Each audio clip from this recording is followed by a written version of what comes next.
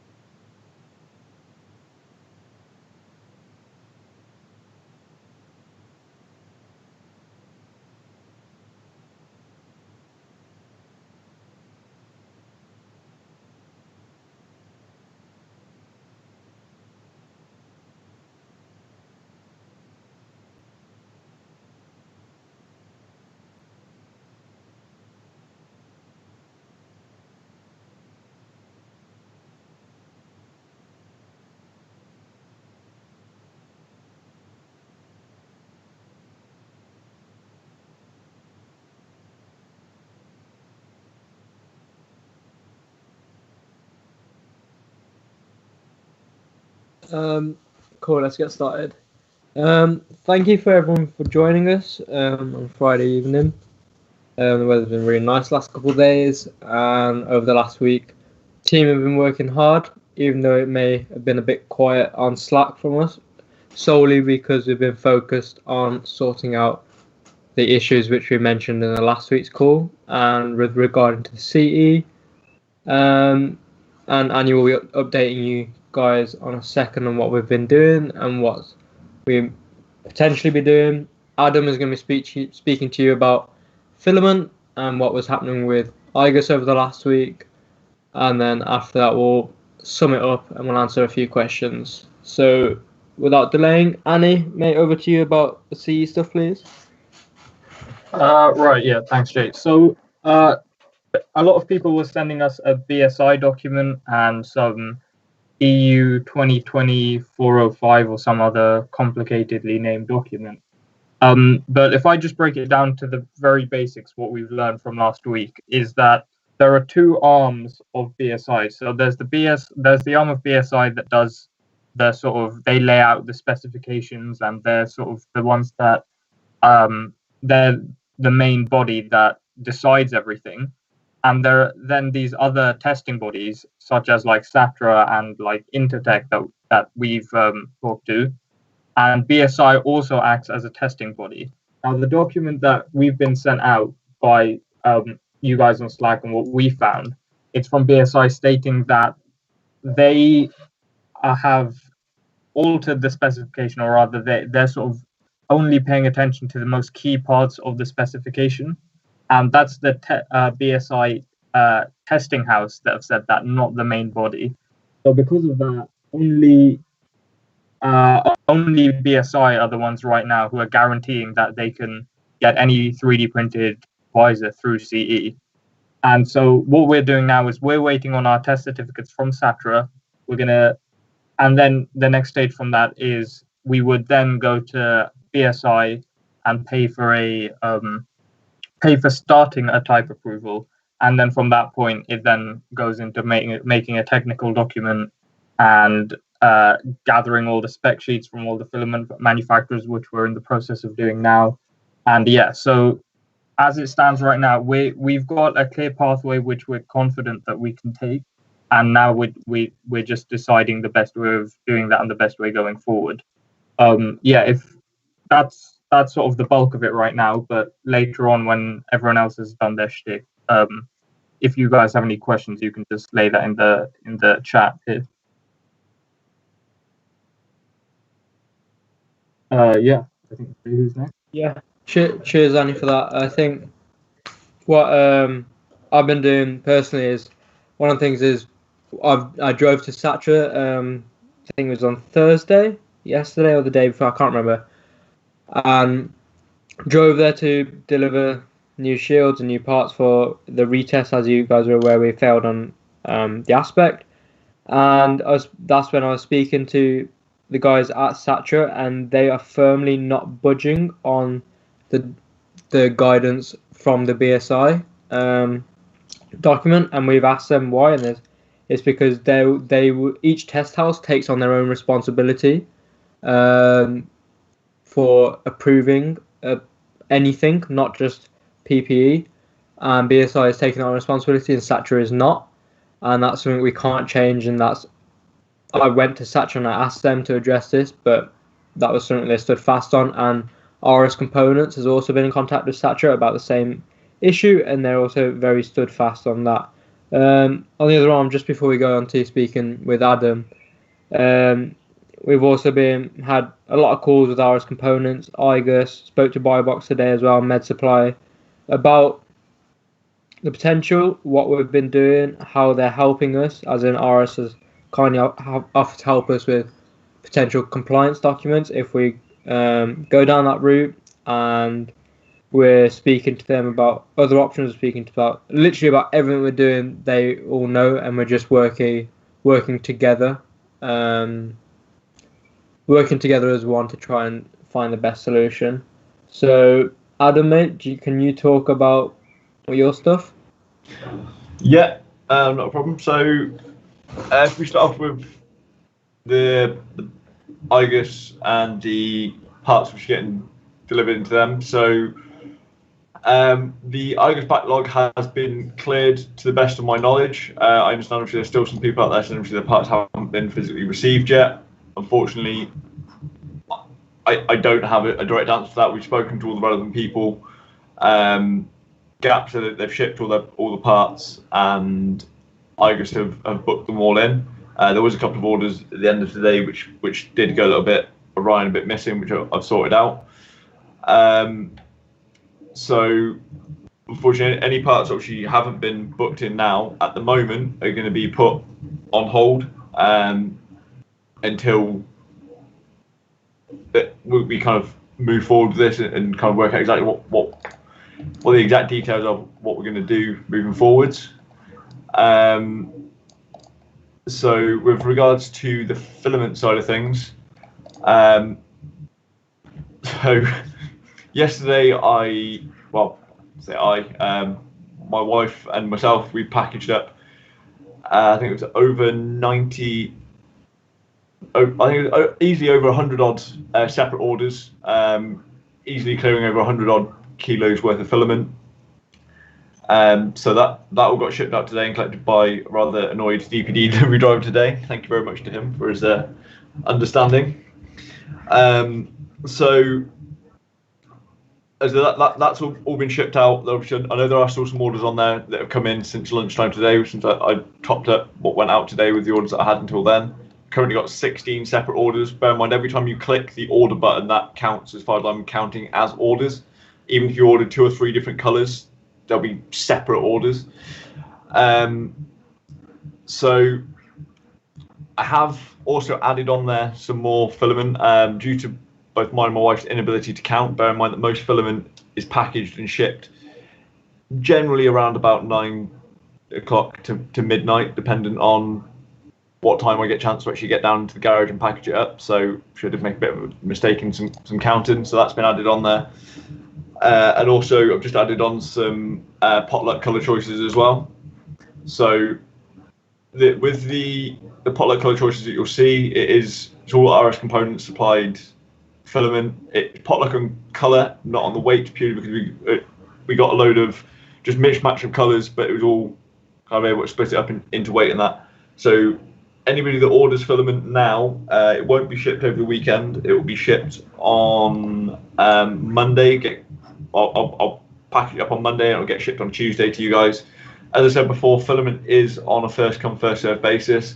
If you want 2.85, not a problem. I've got an absolute garage load of it.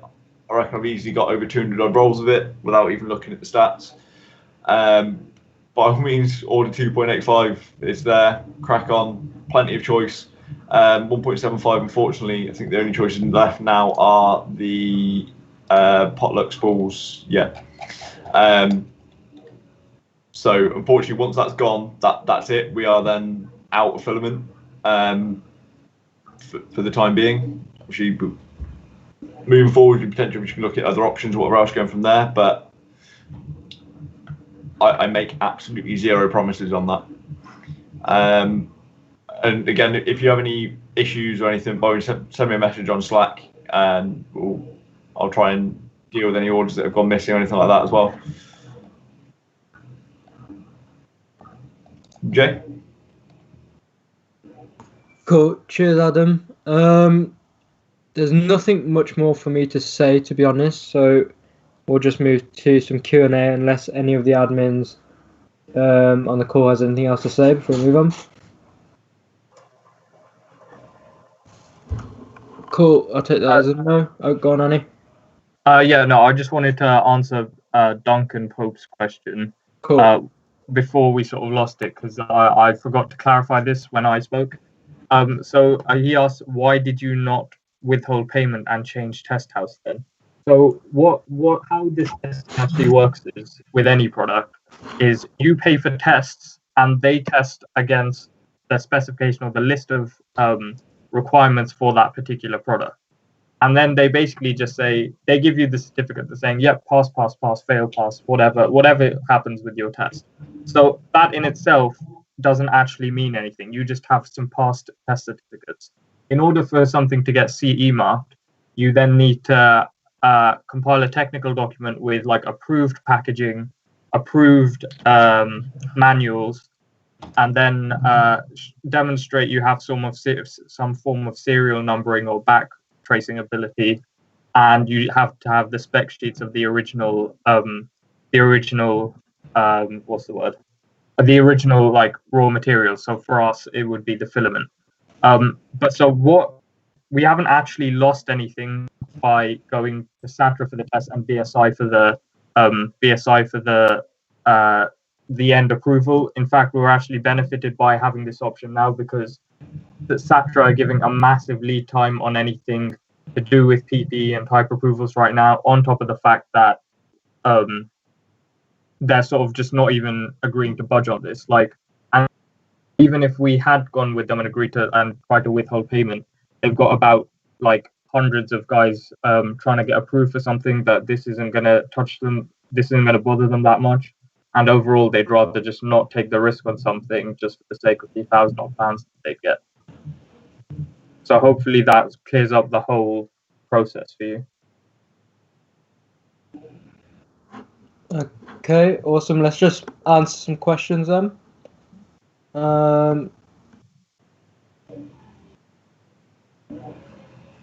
So, John, mate, sorry, no, I haven't seen your Slack message. I will get back to you after this call. When did BSI Test Arm announce they would allow partial waivers, Annie? Sorry, I think I'm muted. Okay.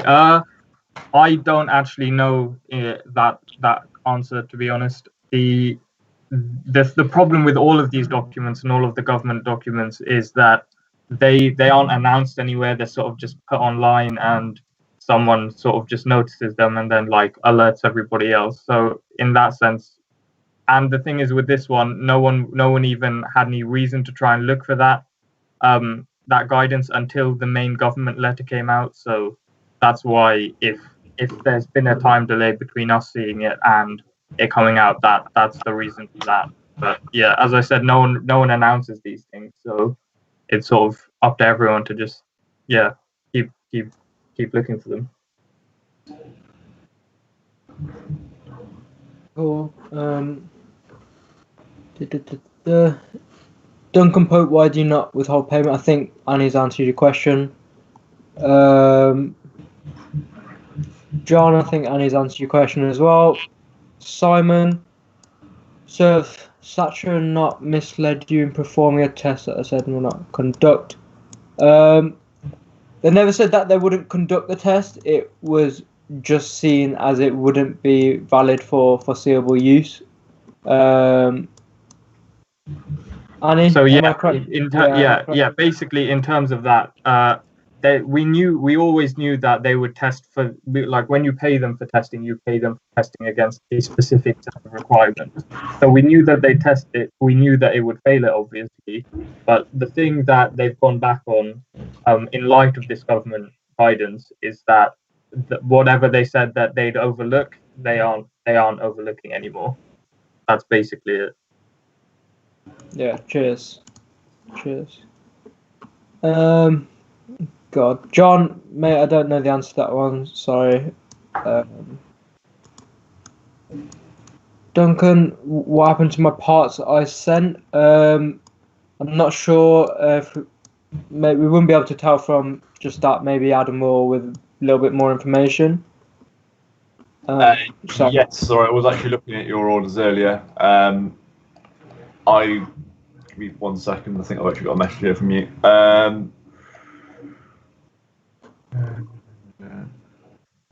As I said before, this kind of goes as well for a lot of. Unfortunately, there's been a large quantity of orders that have arrived at IGUS that are fairly small numbers per package. When I say fairly small numbers, we're talking like 10 to 20 parts, opposed to obviously 50 to 100 kind of deal or more. If they don't have a packing slip, as we've said from the get-go, we cannot accept them. They will not be accepted at IGUS. They will not be booked in. We don't have the manpower of the facility to chase them down. Also, we don't have any details to be able to chase them down, purely because we need to know what material they're made out of. And we also need to know like all the other details that we ask on the packing slip to be able to link the points to your account. If you send a package in and there's no packing slip in the box, unfortunately, we have no way of, one, accepting, two, allocating points because we don't know whose the order is. That packing slip number is the most crucial bit of information that needs to be on there for you to get your points, and the make of your filament as well. Unfortunately, I don't know exactly. I don't know exactly what happened to your orders. The issue that we have is if orders have been dropped off our gap location, I'm under the impression, and not confirming nor denying anything, as I don't actually have the exact facts, but anything that's been dropped off at gap, the gap locations are told from their hires to ship these via X method, and they deal with that side of things themselves internally. Some gap locations, I think, are not listening to this information, or not receiving this information for whatever reason, I don't know, and then they're not being sent on. So I believe there has been a couple of parcels that have possibly gone missing that way. we've been told by Gap that they have shipped all packages. So I don't know. And in your specific case, Duncan, I'm seeing a lot of small as my only. This is purely taking each box has its own package. So, yeah, and actually, I honestly I couldn't tell you, to be honest. As I guess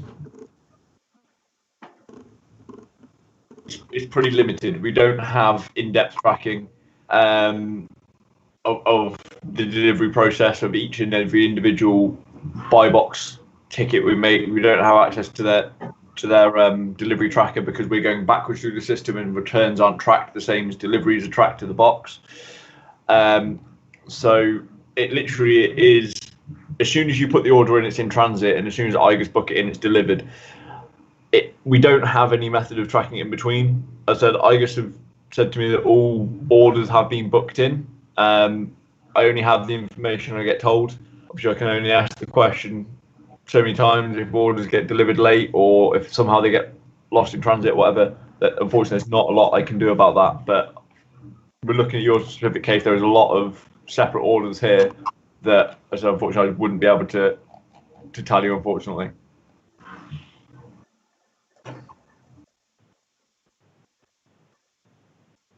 Robert Norris for the how long is massive lead time. So we've been for them, they're saying that it's going to take them 4 to 5 weeks after they get started on it for us to get that done, whereas that's pretty long compared to BSI, who are stating 3 weeks max from the day they get started on it, and they're saying that they can get started on it a lot sooner. Granted, I don't have the sort of timeframes for how much a lot sooner is, but we've been having much more positive talks with them than anyone else. Okay, cool.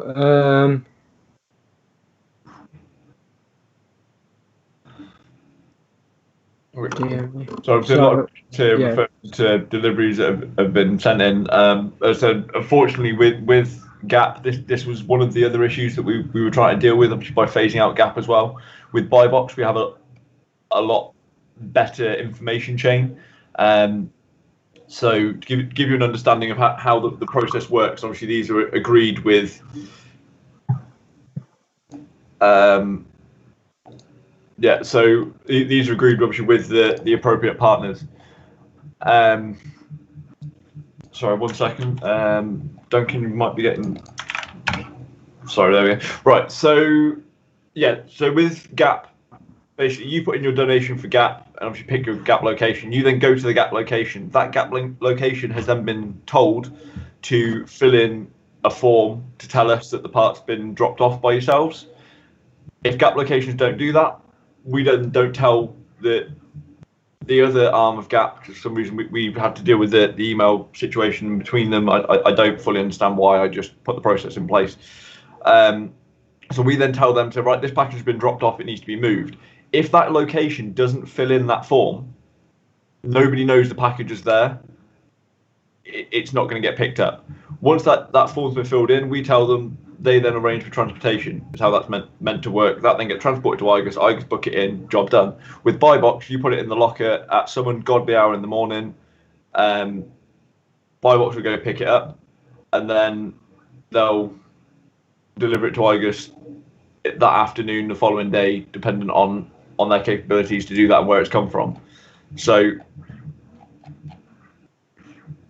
Hence why I say with Gap being a bit of an issue with it, it's a bit of a black hole. It's got too many links in the chain. I'm not a major fan of it. It has caused us a lot of problems.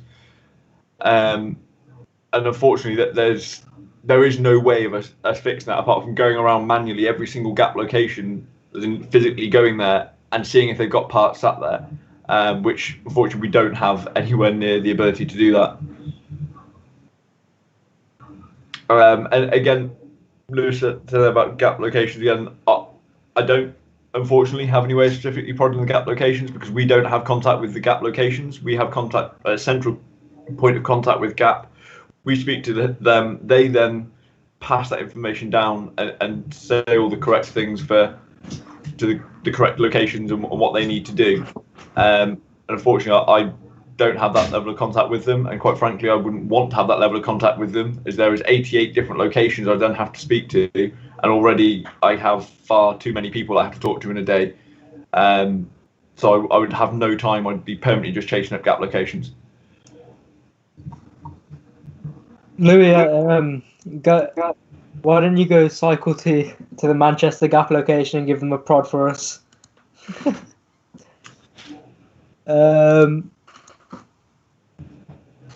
Michael Gain and pass my parcel.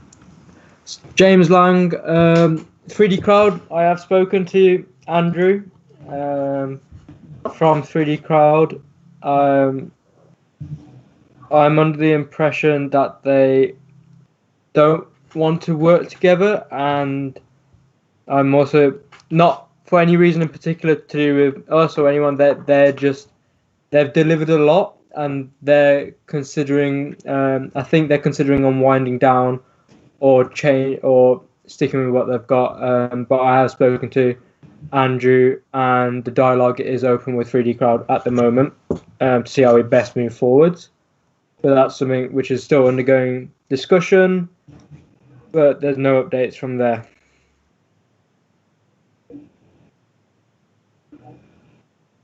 And yeah, just to expand on James, when you said they say that they can supply as long as they have the CE test in progress or some, I can't remember the exact wording. Yeah, that would be the same for us. That's how this whole thing sort of works anyway. But that being allowed to carry on is on the condition that you personally commit to completing that technical file I mentioned earlier with the packaging and the manuals and all of that. So that's almost the bigger hurdle to get past. That we need to make sure that we can do that. John, sorry mate, missed your questions. If serial, I'm just scrolling back up because the YouTube chat keeps on jumping for me. I can see one. If serial numbers are required, please refer back to my offer. Loan of a laser engraver. Yeah, mate. If Annie, I'm not sure if serial numbers are particularly required. But we're definitely in contact with you already, John. We can speak about that aside from the YouTube call. That's not a problem. If that is the case, I'm just scrolling through the chat. John says, does it matter in which country the tests are carried out? I could like politely get a test quickly in China. A company has CE test certification. Yeah, I think Annie mentioned there was a company in Hong Kong they were talking to. But yeah, again, it's the tests aren't the hold up for us. We already have the test pretty much guaranteed done. It's then getting that whoever we go to follow BSI's guidance, which so far only BSI are happy to do. So yeah, that's the real sticking point. I think the key point to note about this whole CE process is because at the times we're in at the moment, it's jumping through the right hoops in the right order to get there. Instead of this being a streamlined process, we're almost having to be circus animals to get around the process and navigate our way through it. We have plenty of different people helping us out to try and understand the documents and the process that we have to follow, but it's not as straightforward as it's meant to be. If you were taking a normal product to market, it would be so much quicker and easier, well, not necessarily quicker, but so much easier and simpler process to follow than what we're currently having to go through. Because also you've got to bear in mind, with our masks, that then they're 3D printed. Obviously, they come with certain 3D printing related issues, like, for example, the test that it failed when they put it in an oven. We all know that was never going to pass. Obviously, we had information on that and everything else. So it's a complicated situation. So I know, obviously, John, you understand this obviously a lot better than others. But just for others that don't necessarily understand the situation, it's a minefield that we're trying to tread our way through carefully. So D-Worth, are you looking to commercially sell these face shields as plenty of opportunities appeared from schools and motorsports venues? Absolutely not. That's the one short answer to that. we're here to support. We've got charitable donations to do this. Obviously, you guys are donating your time and effort. If we were to sit here selling these, we would be breaking so many rules and laws that would be unreal. So no, we have no intention of going down a commercial route with anything the community is doing at all.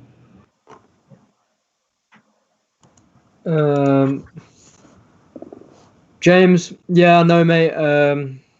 As I said, I had an hour-long phone conversation with Andrew. We've tried. We've got Annie has done a lot of stuff with BSI. They've put in how CE marking works is it's not just the product; it's the entire process around it, and it's the entire packaging. It's the entire quality control checks, it's the network, it's how they do the distribution, it's everything. And their 3D cards are completely different for ours, and I feel like 3D card. Sorry, I'm reading questions as they come to try and link them in, but yeah, I agree. We're all on the same team, hence why we've opened up the dialogue with them. But we'll see. We're seeing what we can do, and hopefully we'll have an update. But I can't promise anything. I could ask if John, University of Sunderland, had the printed.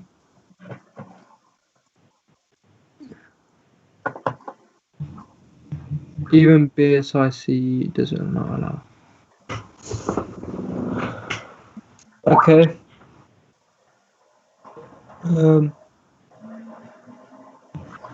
Paul? Yeah, so Paul, what you're saying, Paul, that's exactly what we need to do going forward anyway. I've been told by Mike, who's really helped us out on all of this, that it's an EU requirement for, if you ask for this REACH document, I think it's called, if you ask for them to provide it, they have to provide it for you. Now, we can contact as many of them as we can, but if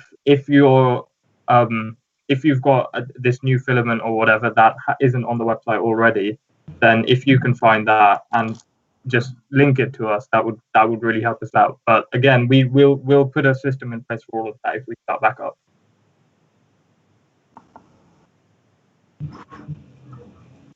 Again, that's exactly why we ask for the make of the filament, because for any filament to be sold in the EU, it has to have the appropriate data sheets and everything else with it. And yeah, so I know we had this conversation before where people are buying it from China, or they get it from unreliable sources, of which if we can't get the data sheet for that, we can't actually use those parts, unfortunately. That's why using not necessarily reputable brands as such, but just using known brands that we can get the data sheets for. So that's basically any brand of filament that you've heard of, pretty much. If it's just an underscript kilo of filament off Wish, then it just makes it's almost impossible for us to get it. Yeah. On that note, we're going to start wrapping up this call now, so give it another couple minutes to answer the final questions, but we'll leave it there for this evening. Cheers, James, for the support, mate. We've been working really hard. A lot of it goes as well to Adam's wife. Remember her? She's packaging, and we'll stab Adam at some point. So if you don't hear from Adam, you'll know why.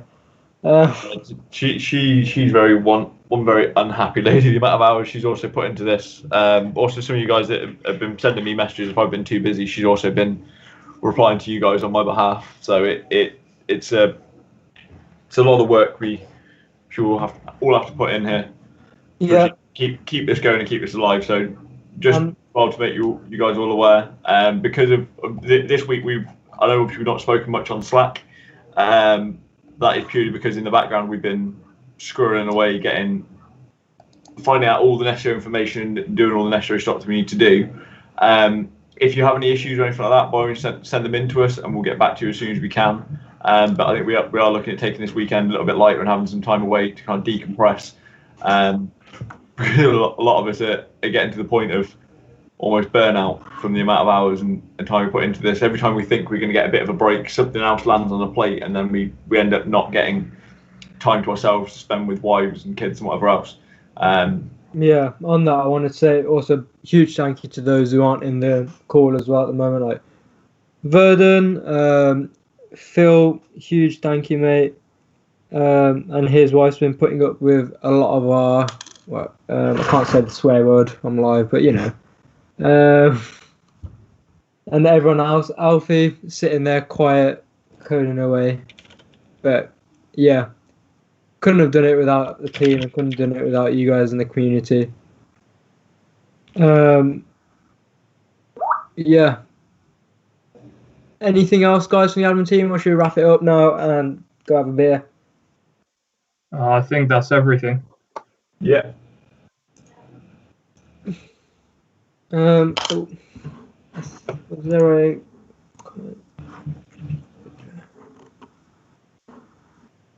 right? Yep. Cheers, guys.